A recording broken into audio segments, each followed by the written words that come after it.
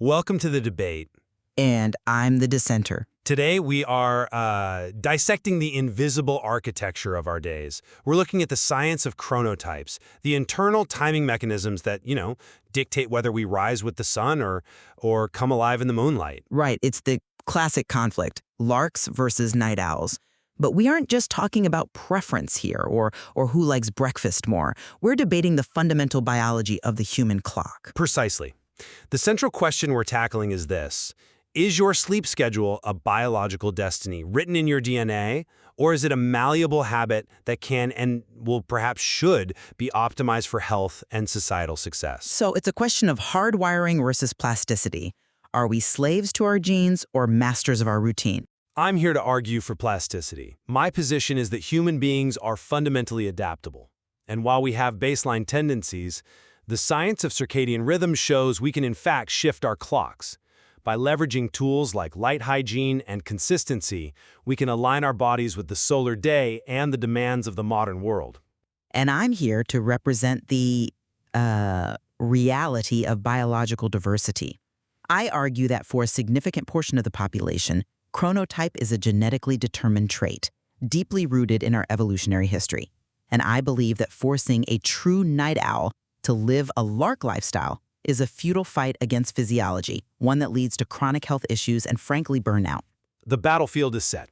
Let's begin with the opening arguments. I'll kick us off. Please, go ahead. Thank you.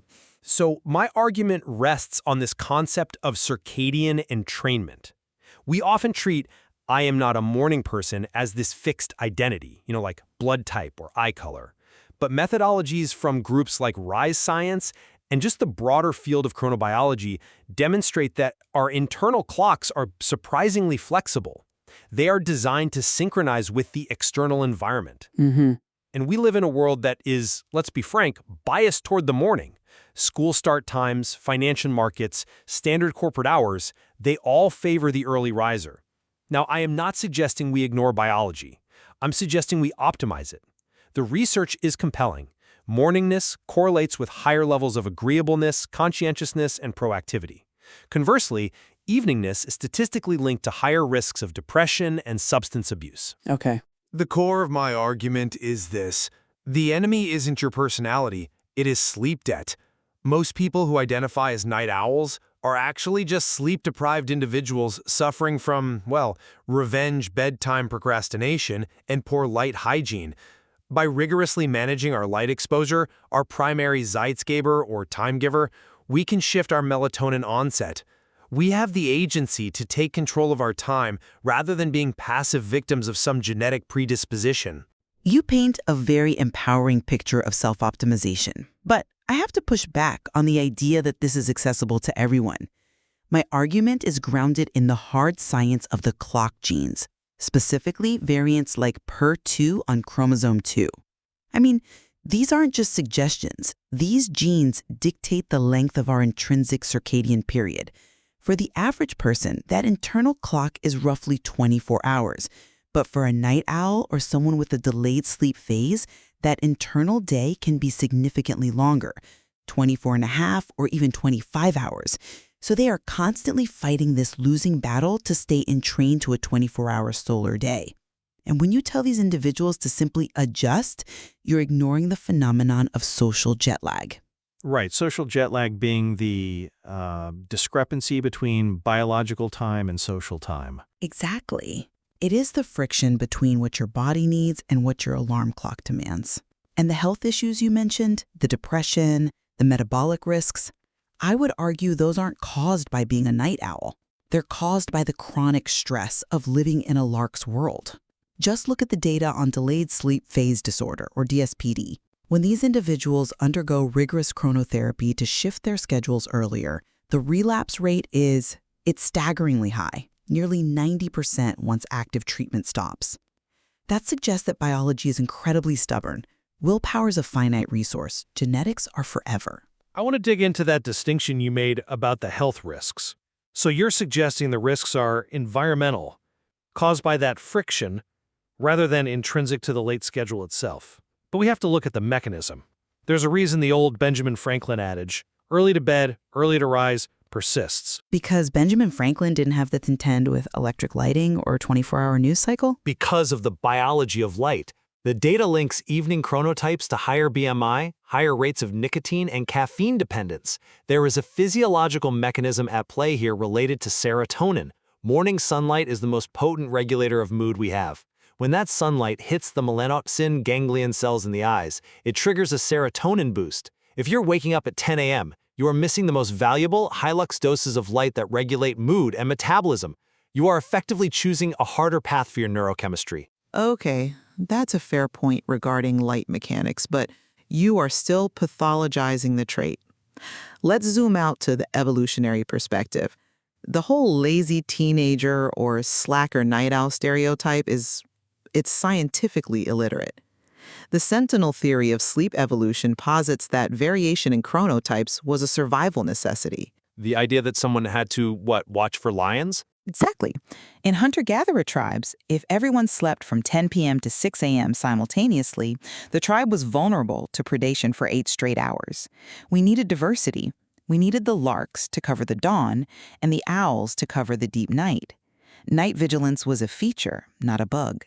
And on top of that, when we look at cognitive performance, the narrative flips. While larks tend to be better at concrete, logistical tasks, more punctual, studies have shown that night owls often score higher on measures of inductive reasoning, intelligence, and divergent thinking. We're labeling a trait that drives creativity and innovation as a disorder simply because it doesn't fit the 9-to-5 industrial assembly line model. I find the sentinel theory fascinating. I do, but I worry it becomes a justification for a maladaptive behavior in the modern era. We aren't guarding against predators on the savannah anymore. We're guarding against missing a quarterly review or dropping the ball on a team project. And while I respect the intelligence argument, does that creativity translate to efficiency? The tortured artist working at 3 a.m. might produce great work, but at what cost to their longevity? The data shows that people with consistent early sleep schedules report higher overall life satisfaction. But is that causation? Or do they report higher satisfaction because society constantly validates their behavior? It's pretty easy to be satisfied when the world is built for you. I would argue they're satisfied because they're rested, which brings me to the science of shifting. You mentioned earlier that relapse rates are high, implying shifting is futile. I disagree. The protocols for shifting are well documented and they're effective if, and this is a big if, they're executed correctly. It's not about willpower. It's about physics and photobiology. The error most people make is trying to jump from a midnight bedtime to a 9 p.m. bedtime in one go. That never works. The science, it dictates a gradual shift. You move the sleep-wake window in 15 to 30-minute increments, but the real secret sauce is the Zeitgeber management. So walk us through the specifics of that, because in practice, it's often much more complex than people realize. It comes down to 2 anchor points: light and temperature. To shift the clock earlier, you must view 10 to 30 minutes of sunlight, or, 10,000 lux light box, immediately upon waking. This suppresses melatonin and, crucially, sets the timer for cortisol release. It signals to the brain the day is started. Then simultaneously, you have to control the evening. This means strict avoidance of blue light 2 to 3 hours before bed to allow melatonin to rise. It means fasting before sleep so digestion doesn't keep you alert. The reason people relapse isn't because their PER2 gene dragged them back. It's because they lack the discipline to maintain the inputs. Discipline. There's that word again. But let's look at the practicality of that protocol. You're describing a life of immense rigidity.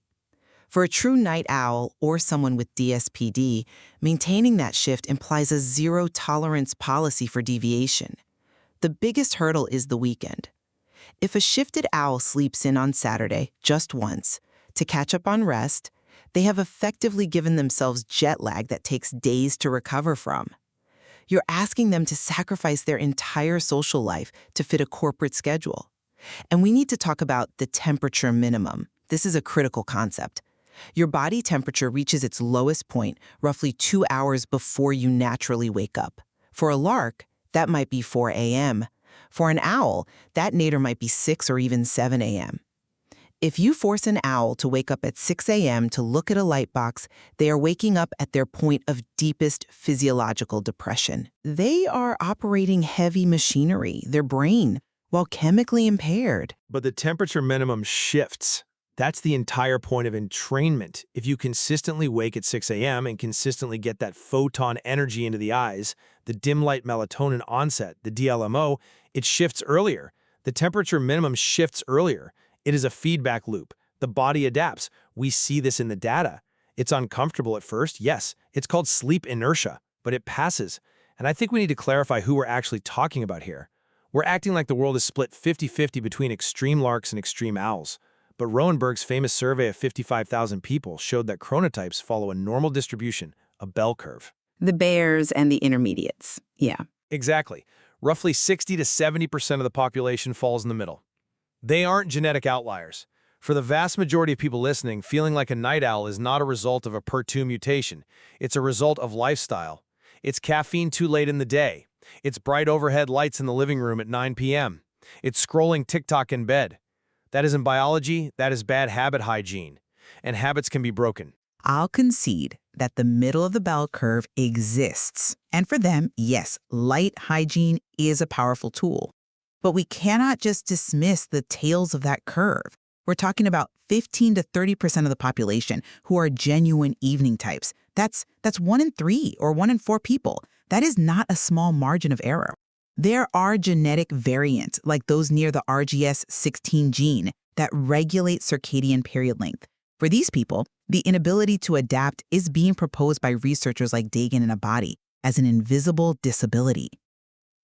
Calling it a disability, it seems like a stretch. We're talking about sleep preferences, not mobility issues. Is it a preference if it costs you your livelihood? I mean, if you physically cannot function cognitively during the hour society demands, and that incapacity is written in your DNA, how is that different from any other biological limitation? We build wheelchair ramps for physical access. Why is it so radical to suggest we build temporal ramps, like flexible start times, for cognitive access? Because society relies on synchronization. Collaboration requires overlap. If we all worked on purely idiosyncratic schedules, the cohesive fabric of the workplace and community, it would fray. And I worry that the disability label encourages passivity. It gives people a permission slip to say, well, my genes say I can't work mornings, rather than doing the hard work of managing their environment. Just look at age as proof of plasticity. We know teenagers are naturally owls, and the elderly naturally become larks. This proves the system isn't static. If our chronotype can shift naturally over a lifetime, surely we can induce that shift through deliberate behavior. But that shift is developmental and hormonal, not volitional. You can't just will yourself into having the endocrine system of a 70-year-old. And since you brought up teenagers, this is the perfect example of where the adapt or die mentality fails. We force high schoolers to start school at 7:30 a.m. Biologically, for an adolescent, that's the equivalent of waking an adult at 4:30 a.m. And the result? We have a generation with massive sleep debt, plummeting academic performance, and skyrocketing anxiety. That is not a failure of the teenagers to have discipline. That is a failure of the system to respect biology. I agree that school start times are an issue, but that actually supports my point about sleep debt being the real villain here. If we cannot change the school start time tomorrow, we have an obligation to help that teenager adjust their rhythm so they aren't accumulating that debt.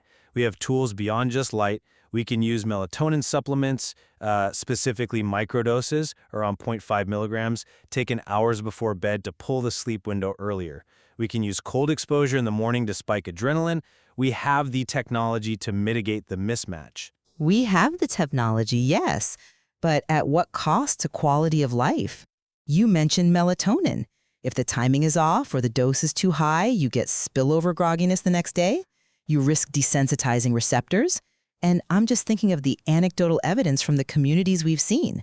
There are thousands of people who have tried the protocols, the RISE method. They do the light, the cold showers, all of it.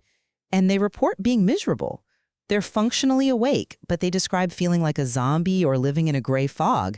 They are hitting the hours, but the spark is gone. That creative energy they had at 11 p.m. hasn't been transferred to 7 a.m. It's just been extinguished. And I would argue that zombie phase is often a transition period or a result of insufficient consistency. But I will concede that for a small percentage, perhaps those with clinical DSPD, it is a genuine medical hurdle. However, for the average person listening, the person who just hates mornings but wants to get ahead, they're capable of change. And more importantly, the utility of that change is undeniable. Utility for whom? For their employer? For themselves, banks close, the stock market opens, but beyond commerce, there's utility in being synchronized with the primary energy source of our planet. Sunrises are aesthetic and, well, spiritually grounding. There is a deep satisfaction and alignment. And there is deep utility in the quiet, in the solitude of the night, where deep work happens without the interruption of Slack notifications or emails. Let's talk about that deep work. Is that late-night productivity actually flow state, or is it adrenaline-fueled procrastination panic? That is a cynical view of creativity. But even if it is adrenaline, if the output is high quality, does the mechanism matter? History is populated by night owls, writers, musicians, revolutionaries. They didn't punch a clock at 8 a.m. If we force everyone into the Lark box, we lose that unique output. True, but for every revolutionary, there are a million people who just want to hold down a job, feel energized, and not require 3 coffees to function. The data from Rise Science highlights that sleep need varies. Some need 7 hours, some need 9. If you're a night owl who needs 9 hours of sleep and you have to wake up at 7 a.m. for work, you must be asleep by 10 p.m. If your biology is fighting that, you end up with 6 hours of sleep. That chronic sleep deprivation is what kills productivity, not the chronotype itself. My argument is that since we cannot easily change the start time of the world, the most pragmatic, healthy choice is to adapt the body to the world. And we can do it. And my argument is that we should be changing the world. The rise of remote work and flexible hours is solving this problem better than light boxes ever could. If an employee is brilliant from noon to 8 p.m., let them work noon to 8 p.m. Stop trying to force a square peg into a round, sun-drenched hole. I think we have reached the physiological crux of the disagreement. It is adaptation versus acceptance. Precisely. Engineering the human versus engineering the environment. We've covered the genetics, the social jet lag, the specific protocols for shifting light, temperature, melatonin, and the evolutionary theories. I think it's time to bring this to a close. I agree. I'll let you summarize your position first. Thank you. My stance remains that biological diversity is a feature of our species, not a bug. The human race survived because we had variability in our circadian rhythms. We had sentinels. In the modern world, we have unfairly pathologized the night owl, labeling them as lazy or undisciplined, when in reality they're often fighting a genetic battle against a society designed for larks. And while I acknowledge some shifting is possible for the middle of the bell curve, for the true evening types, that significant minority, forcing a shift is often a recipe for misery, burnout, and the health consequences of social jet lag. We shouldn't be forcing everyone to wake up at 6 a.m. We should be advocating for flexible workplaces and schools that honor our physiology. Honoring your chronotype is often the healthiest decision you can make. And I respect that perspective, but I firmly believe that biology is not an excuse for passivity. While genetics may load the gun, environment pulls the trigger. We are not slaves to our genes. The science of chronobiology is clear. With the right application of zeitgebers, specifically morning high-lux light and temperature regulation, we can entrain our clocks to a healthier rhythm. More importantly, because sleep debt is the universal enemy that degrades our health and happiness, and because our current world operates on a morning schedule, adapting your rhythm is the most pragmatic path to well-being. We have the tools to take control of our clocks. It requires discipline and consistency, yes, but the rewards, in terms of mood, synchronization, and health, are undeniable. It seems we agree on one absolute truth. Sleep debt is the bad guy. Absolutely. Whether you go to sleep at 9 p.m. or 2 a.m., if you aren't getting your biological sleep need, you're suffering. And perhaps there's more to explore in how we can build a society that accommodates both the early risers and the night watchmen, without forcing either to live in a perpetual state of lag. A fascinating thought. Thank you all for joining us on The Debate. We encourage you to track your own energy peaks and dips this week. And decide for yourself whether to fight the clock or embrace it. Until next time.